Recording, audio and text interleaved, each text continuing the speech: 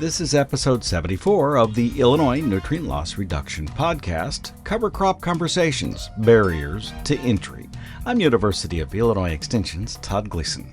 Today, we'll hear the first of a two-part series. Each is an excerpt pulled from a July 2025 meeting led by Extension Agriculture and Agribusiness educator Rachel Curry. In the second program, we'll explore cover crop management advice with three actively involved farmers. Today, Rachel talks with those farmers, Brian Corkill, John Pike, and Norm Deets, about the issues they had and still face as it's related to deploying cover crops on the farm. What are or were your barriers to adoption of cover crops, or why were you hesitant to adopt this practice, and what did you do to overcome those barriers? John, can we start with you on this one? Yeah, I think one of the things that held us back in getting started sooner was just a lack of acreage to spread equipment out over. Mike Plummer, who is a former U of I extension agent in Williamson County, was sort of one of the pioneers to no-till and a lot of the cover crop adoption that is practiced in the state now. He was the extension advisor here, and I can remember going to meetings that he put on in the county and a bigger part of Southern Illinois as a kid. And while we didn't do a lot of those things on our farm, I can remember my grandpa saying that watch him, because that was the thing that the way to think going down the road. And then I was fortunate enough to work with Mike in extension. And then after his retirement, while I was have done other things, but enabled to kind of watch what's going on and get the ball rolling on our farm came about later than I would have liked it. But I think in watching and trying a few smaller things through the years, we just knew that was the way to go. Ryan? Probably the biggest barrier at the time when we were starting was lack of knowledge. So actually through social media, connected with some guys to give me some guidance getting started, and then attending meetings and talking with people who had been, starting to use cover crops or had experience with it and getting some knowledge there to kind of smooth out some of the mistakes. Not that we still don't make some mistakes, but and then I would say the other thing, probably another barrier is labor in the fall, because we would like to. The plan every year is we're going to follow the combine and get cover crop seeded, and we do fly some on, but not on everything. Having that labor that you trust to do that has probably been another barrier. So we've been pretty good the last few years, but we've had several years in like 19, 20, 21, where maybe we didn't get everything cover crop that we wanted to just because of lack of labor and having to wait until after harvest when we had some labor available to do it. So maybe it needs to be a little bit more of a focus on that side of things. So I guess those would be kind of what I've seen as barriers in my operation. Norm? As far as barriers to get in, I mean, I don't think I had any. It was a necessity that I needed to take the no-till and add the cover crops. Just from the standpoint where we're at is, I have some lighter soils and erosion was an issue. So especially on my bean ground in the fall, what do I got to do to save that erosion? So the mindset was this: we've got to do it. I think some of the barriers that Brian has said is, how do you get it on the fall? We're a little bit further north, so the season gets shorter. How do you get it on? How do you get it established? And then the learning curves that go along with planting corn into, we use cereal rye. So every year there's a new issue. I wouldn't call them barriers, but there's new issues, and it's a learning process. It's a continual learning process. Well, something that was brought up when we were talking earlier is about how essential it is to plan ahead. And so what is your planning process that you use to set yourself up for success when you're using cover crops?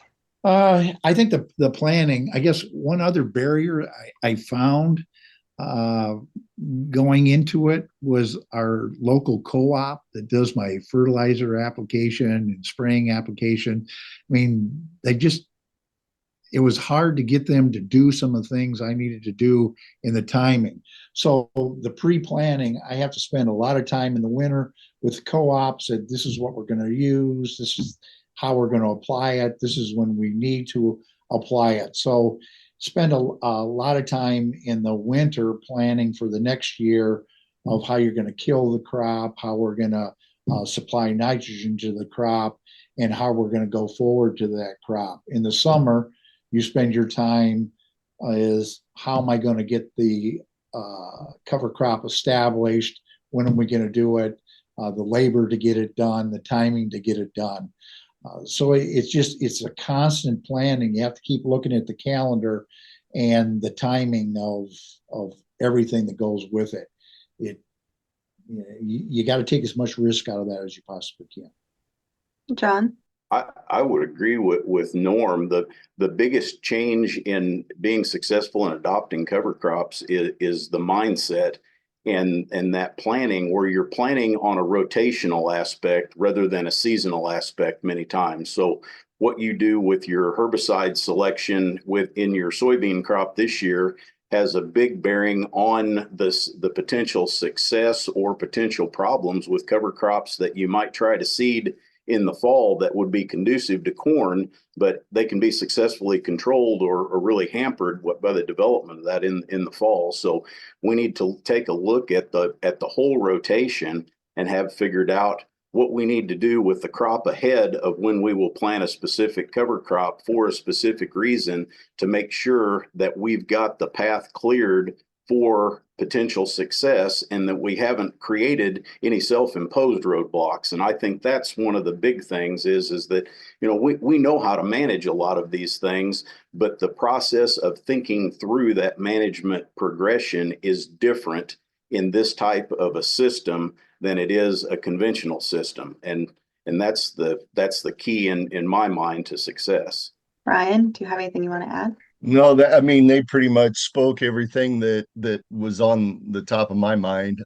It is, and back to John's point, it is a different management mindset, and I think that's part of why guys are hesitant to go down this path, because I don't know, I won't say it's farming is necessarily easy, but what we've been doing, everybody's kind of got it figured out, and this is what works most years, and to think about doing something completely different is, I think, a roadblock for wider adaptation of using cover crops. So but both guys make all the points that I would make, as far as you're planning year round. You have to think about, as John said, you have to think about your herbicide choices for success for cover crops. And one of the things that we do to try to overcome some of the labor issues is we do fly on about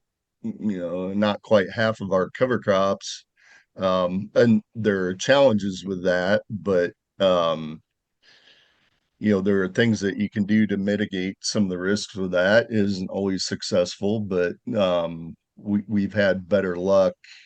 The longer we've been doing it, we've had better luck doing that, and that opens up wider choices of cover crops, so more diversity. Whereas like what we seed after we harvest fields, because it's getting late, we're kind of limited on what we can do for diversity up in this area. So we don't have as many choices when we fly it on, say, late August, first few days in September. So there's a lot of moving parts, and you have to be willing to make those management decisions. And they're not something that most of us have been used to in our farming careers. So, And we have a question in the chat, and it's from Jordan. When it comes to cover crops here in Illinois, what are the biggest barriers holding farmers back from adopting them? And what should those just stepping into agriculture understand about cover crops and soil health to set them up for long-term success? Brian, you want to go first? Uh-huh. Um, so I think some berry and a lot of younger farmers now probably, unless they happen to be able to take over a family farm or something like that. But if you're just starting out on your own, I think one of the barriers, and it's something that, I as I said earlier, I do basically the same thing on all our farms, whether it's owned or rented. But I do find a struggle with landowners. So I don't know. I think education of landowners is important, and try to get them bought into it, and have them be a little bit more understanding of what you're trying to accomplish. And then I think a big thing is finding a mentor or someone that that has experience. I think that can be a real key to overcoming some of the barriers, because a lot of us have been doing a long time. We always still make mistakes because we're always still trying to do something new, but we know a lot of the mistakes that we made in the past, and we can help a new farmer avoid some of the things that we already know this isn't going to work, especially in localized areas. This isn't going to work, so don't even try it. Here's what I would suggest you do. So some of those things I think can be very valuable to younger farmers or beginning farmers. Norm? It's a very tough question. I think one of the big things to overcome if they're coming into a large family farm is to overcome, well, we've always done it this way. And I think one of the things I thought about is the larger the farm, the more hired labor, and it's tough to get hired labor to do what you want to do when it comes to soil regeneration. There's a lot of education that would go into that. I think the mentor idea is a great idea because being a young farmer getting in, they don't have probably the margin of error that maybe we had or were blessed to have, because you just don't want to make some of the mistakes we made. It would be too tough on them economically. So I think, again, the management of it, they're going to have to want to do a lot of management. Are they going into farming just to be an operator, or are they going into farming for the management standpoint? Because the management standpoint is huge, and I think it will be huge for their success. And I just wouldn't want them see them go through the mistakes that we went through. I think they can eliminate those steps. That would be the advice to them. The other advice is, what do you want long term? Do you want your soils to be better? Do you want to grow the farms that you're farming, make them better for the next generation, or are you just farming to turn a profit, and you'll turn it over to the next guy and let him worry about it? I think that's a big decision. Great comments from Norm and Brian. I'll add to that. I don't know that it's a barrier, but one of the biggest stumbling blocks that I see with cover crop adoption, especially from beginners, is that we think of a cover crop as just another input. And to think of that as an input that we can substitute like a grass herbicide in our soybean or corn crop is not that easy, because we have to manage through that. And it's not that we have to change everything about our operation to make that work. But again, the thought process is a little bit different. And if we look at that cover crop as a system and how that can work well with everything else that we do, and if there's a plan A, we need to have a plan B too, because moisture considerations and timing are going to be more critical than just the page on the calendar.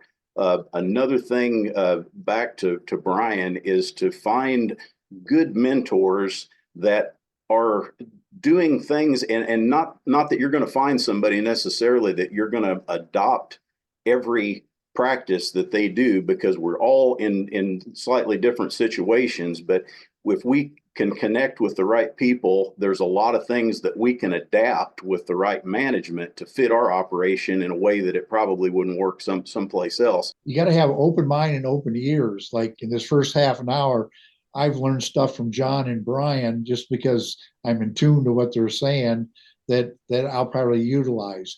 You always have to learn. Another question that we had submitted is, where does one begin if they would like to begin in regenerative farming? I think, again, the first step that I would recommend is to find somebody that's doing it that you can connect with. And those connections probably aren't going to be the most fruitful coming from Facebook, honestly. I think Facebook does one of the biggest disservice to a lot of agriculture endeavors and people that are enthusiastic about things, because I follow several of the pages that are involved with cover crops, and I'll see somebody ask a question about how to do this. And sometimes I know them, or I know the area that they're from, and inevitably somebody will come in and they'll from out of the area and immediately say, well, you need to do X, Y, and Z. Well, that might be right in Kansas or Ohio or Canada, but it probably doesn't fit Central Illinois or Eastern Iowa, where the question probably came from. So you need to have a strong filter about where that information comes from and avoid asking questions on open forums like Facebook pages. There are some good ones that are closed. If we can get involved with that through some of the mentorship programs, I think there's some value in that, but we need to be hesitant about that. But find a farmer that's doing it, and it might, you might have to go 80 or 100 miles, but there's a lot of people around that are doing this thing. And I would say about anywhere that we stood in the state of Illinois, there's someone that's doing some aspect of cover crop and no-till management very successfully within 50 or 60 miles. It's just a matter of finding that. So I think that's the biggest key that I would recommend. Yeah, I think John hit it right on the head. And I do the same thing. And quite honestly, I did use social media when I first got started. But it was talking to people that I knew and knew that they had experience, and also understanding that they may not be in my area, but it was an idea for me to get started. But I agree. I look at a lot of the same pages, and you get people that comment from all over the place. No, you need to do this. Well, yeah, you're 2 states away. It's not the same thing. So yeah, having those closed pages, but again, seeking someone out in your local area that has experience, and local being whatever that is, like John said, up to maybe 100 miles away, but finding someone that has experience, and us, like I would consider myself, I try to mentor people when they come to me with questions, realizing that what I do may not work for them, whether it's from their current time trying to do stuff, whether they've been doing it for a couple of years, or that makes a difference too, because of their management expertise at that point. But then also realizing geographical differences as well, and trying to think through those points, and making suggestions that I think that could help them, even though that might not be where I'm at right now. But I've been through the gamut so far, and I can have a relatively educated guess on things that they can try to get started. So I try to simplify it as much as possible. If the word regenerative ag came out, I want to do a regenerative ag program. That's a little intimidating. That sounds like something totally new. I know John and I talked about it a little earlier when we met last week, but I think the key is simple. You have to have a goal. What is your goal? When I got involved in this, my simple goal was to stop erosion. I've learned about all these things, and people have taught me about all these things going forward. But if you go after the big regenerative ag thing, I think it's just too big. What are the simple goals you want to accomplish on your farm, and do those, and then see what happens with the rest of the implementation of regenerative ag. But I think you got to start small and just go piece by piece, but have a goal. Mm-hmm. Norm Deets is a farmer in the state of Illinois. He was joined during the July 2025 Cover Crops Conversations Farmer to Farmer event hosted by University of Illinois Extension by John Pike and Brian Corkill. It was hosted by Rachel Curry. Today, we've been listening to an excerpt from the event. It is the first in a two-part series. Next time, the farmers will provide some cover crop management advice. The Illinois Nutrient Loss Reduction Podcast is a production of University of Illinois Extension under the guidance of Rachel Curry, Nicole Haverback, and Luke Zwilling. You may find it in many U of I Extension podcasts online. Search Illinois Extension Podcast. I'm Todd Gleason.